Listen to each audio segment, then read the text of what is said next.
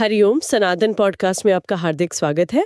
हम अपनी रामचरितमानस श्रृंखला को आगे बढ़ाएंगे। आज हम लंका कांड के उस प्रसंग पर चर्चा करेंगे जहां धर्म और अधर्म का महासंग्राम बस आरंभ होने ही वाला है। प्रभु श्री राम की वानर सेना लंका के द्वार पर है और युद्ध की पहली रणभेरी बज चुकी है। और आज हम शायद युद्ध के पहले दिन का विश्लेषण करेंगे। ये समझने की कोशिश करेंगे कि एक अजेय मानी जाने वाली सेना अपने ही घर में पहले ही दिन मनोवैज्ञानिक रूप से कैसे टूट गई। जी, ये बहुत ही रोचक दृष्टिकोण है, क्योंकि जब हम सोचते हैं तो लंका हर तरह से सुरक्षित थी, एक अभेद्य दुर्ग। फिर भी वानर सेना बिना किसी भय के वहां पहुंच गए। गोस्वामी जी लिखते हैं, जानत परम दुर्ग अति लंका, प्रभु प्रताप कपि चले असंका, घटाटोप करी चहु दिसी घेरी, मुखई निशान बजा वहीं भेरी। हाँ, यहाँ ये प्रभु प्रताप शब्द बहुत मायने रखता है ना? बिल्कुल बिल्कुल। यही तो धर्म और अधर्म की सेना का मूल अंतर है। उनका आत्मविश्वास अपने बाहुबल से नहीं, बल्कि किसी और ही शक्ति से आ रहा है। वानर ये जानते हैं कि वे एक साधारण किले से नहीं, बल्कि रावण की अजेय लंका से भिड़ने जा रहे हैं। उनका अपना बल शायद महाकम पड़ जाए, लेकिन उन्हें अपने बल पर भरोसा है ही नहीं। अच्छा। उनका भरोसा प्रभु प्रताप पर है, श्री राम की शक्ति पर है। ये आस्था की शक्ति है। और दूसरी ओर रावण को अपने बाहुबल का, अपनी सेना का, अपने किले का अहंकार है। हाँ। तो ये युद्ध असल में आस्था और अहंकार के बीच की पहली टक्कर है। और ये कल्पना कितनी अद्भुत है, घटाटोप करी चहु दिस घेरी। जैसे काले बादल पूरे आकाश पर छा जाते हैं, वैसे ही वानरों ने लंका को घेर लिया है। और सबसे अनोखी बात, उनके पास युद्ध के बाजे नहीं है, मुख ही निशान बजावहीं भेरी। सही बात है, वे अपने मुख से ही ऐसी गर्जना कर रहे हैं जो रणभेरी का काम कर रही है। ये उनकी प्राकृतिक आदिम शक्ति का प्रतीक है। सत्य वचन, उनकी शक्ति में कोई बनावट नहीं है, कोई दिखावा नहीं, वो नैसर्गिक है। और इसी स्वाभाविकता के साथ जब वे जयकारा लगाते हैं, तो उसमें भी उनका पूरा चरित्र, उनका अनुशासन झलकता है। हाँ, वो दोहा तो बहुत प्रसिद्ध है, जय तिराम जय लक्ष्मण जय कपीस सुग्रीव, गर्जही सिंह नाद कपी भालू महाबलसीम 39। अच्छा, तो जयकारे का भी एक क्रम था, मैंने इस पर कभी इतना ध्यान नहीं दिया। निश्चित रूप से ये तो सिर्फ एक नारा नहीं, बल्कि उनकी पूरी मूल्य प्रणाली को दिखाता है। कैसे? ये उनका पदानुक्रम है, उनकी निष्ठा का प्रमाण है। सबसे पहले जयती राम, अपने आराध्य, जिनके लिए वे लड़ रहे हैं। फिर जय लक्ष्मण, प्रभु के सबसे बड़े सेवक और भाई की जय। और अंत में जय कपी सुग्रीव, अपने राजा, अपने सेनापति की जय। इससे पता चलता है कि वे केवल योद्धाओं की भीड़ नहीं है, वे एक अनुशासित सेना है जो धर्म और मर्यादा के हर नियम का पालन करती है। उनका हर कार्य वो भक्ति से प्रेरित है। तो बाहर वानर सेना इतने आत्मविश्वास और अनुशासन से भरी है, लेकिन इस सिंहनाद और कोलाहल का किले के अंदर क्या असर हो रहा था? रावण जैसे अहंकारी शासक ने इस चुनौती को कैसे लिया? यही तो सबसे विरचित मनोवैज्ञानिक पहलू है। जब व्यक्ति अहंकार में, घमंड में अंधा हो जाता है, तो उसे वास्तविकता दिखनी बंद हो जाती है। सही। उसे हर चुनौती अपनी सत्ता का अपमान लगती है। रावण ने जब ये कोलाहल सुना, तो उसे अपनी मृत्यु द्वार पर खड़ी नहीं दिखी, उसे वानरों की ढिठाई नजर आई। लंका भयो कोलाहल भारी, सुना दशानन अति अहंकारी। हाँ, आए की इस काल के प्रेरे, क्षुदावंत सब निशिचर मेरे, क्या है कि विधाता ने घर बैठे ही भोजन भेज दिया है। ये तो क्रूरता की पराकाष्ठा है। वो उन्हें एक सेना के रूप में नहीं, बल्कि भोजन के रूप में देख रहा है। बिल्कुल, उसका अहंकार उसे सच देखने ही नहीं दे रहा। और इसी अहंकार पर शिवजी की एक टिप्पणी है जो पार्वती जी से कहते हैं, और वो आज के समय में भी उतनी ही प्रासंगिक है। उमा रावणे अस अभिमाना, जिमि टिट्टिब खग सूत उत्ताना। ये उपमा, ये रावण के पूरे चरित्र को एक पंक्ति में खोलकर रख देती है। टिटिहरी एक छोटा पक्षी है जिसके बारे में ये माना जाता है कि वो सोते समय अपने पैर ऊपर आकाश की ओर करके सोता है। अच्छा। उसे ये वहम होता है कि अगर आकाश गिरेगा तो वो उसे अपने नन्हे पैरों पर रोक लेगा। कितनी मूर्खतापूर्ण और हास्यास्पद बातें ये। बिल्कुल। और गोस्वामी जी कह रहे हैं कि रावण का अभिमान भी ठीक वैसा ही है। उसे लगता है कि वो धर्म को, स्वयं नारायण के अवतार को रोक लेगा, जो उतना ही असंभव और खोखला प्रयास है जितना टिटिहरी का आकाश को थामना। ये सिर्फ घमंड नहीं, ये एक तरह का, आप कह सकते हैं, मानसिक अंधापन है। और रावण की आज्ञा मिलते ही उसकी सेना निकल पड़ती है और वो कोई साधारण सेना नहीं थी। उनके शस्त्रों की सूची ही भयानक है। जी। वे पूरी तरह से हथियारों से लैस थे। भाले, गदा, फरसे, शूल, कृपाण, मानो उस युग की पूरी तोपखाना ही उतर आई हो। हाँ, वे सैन्य रूप से बहुत शक्तिशाली थे, इसमें कोई संदेह नहीं, लेकिन उनकी बुद्धि पर अहंकार का पर्दा था। वे शक्ति के मद में ये नहीं देख पा रहे थे कि वे किसकी ओर बढ़ रहे हैं। तुलसीदास जी एक और अद्भुत उदाहरण देते हैं। जिमी अरुणोपल निकर निहारी, धावहीन सठ खग मांस आहारी। इसका क्या अर्थ हुआ?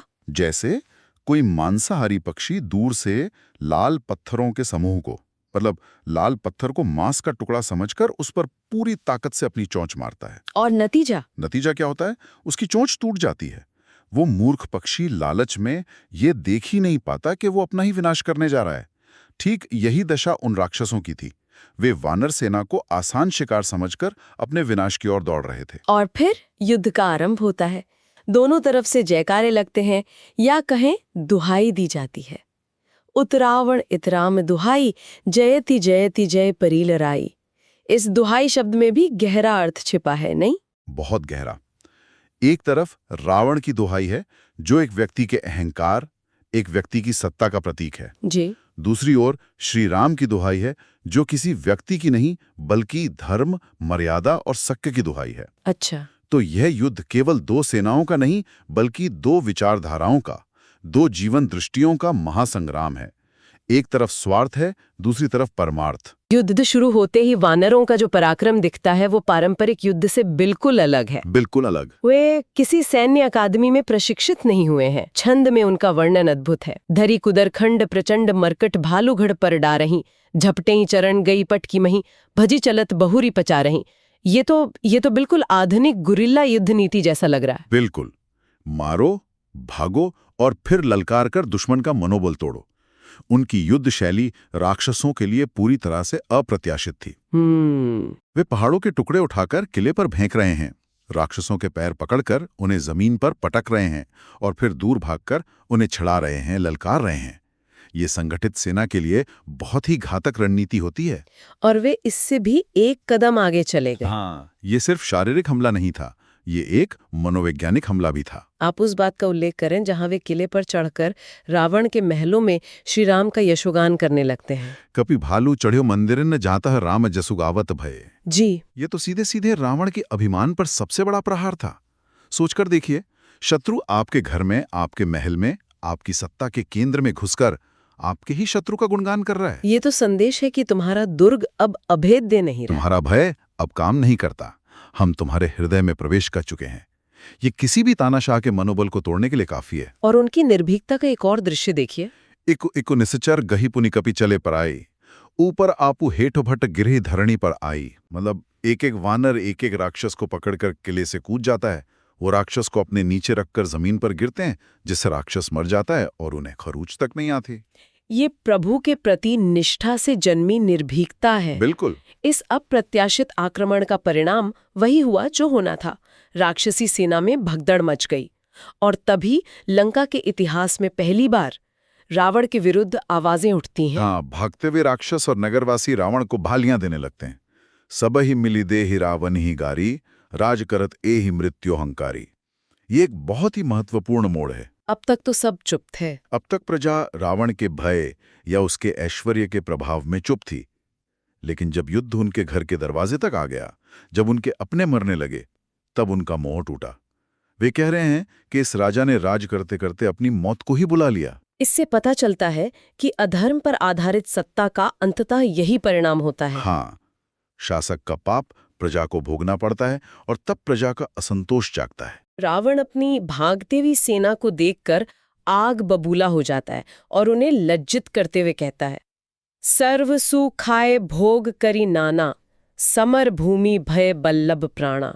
मतलब कि मेरा सब कुछ खाया, हर तरह के भोग किए, और आज जब युद्ध का समय आया तो तुम्हें अपने प्राण प्यारे हो गए। जो भी भागा उसे मैं अपनी तलवार से मारूंगा। ये एक तानाशाह की भाषा है। बिल्कुल।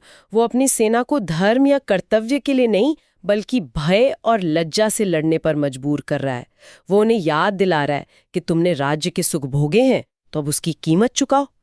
ये नेतृत्व प्रेम या सम्मान पर नहीं डर पर आधारित है। इसी उथल-पुथल के बीच जब वानर सेना कुछ थकने लगती है, तब युद्ध के दो सबसे बड़े योद्धा हनुमान जी और अंगद जी का प्रवेश होता है।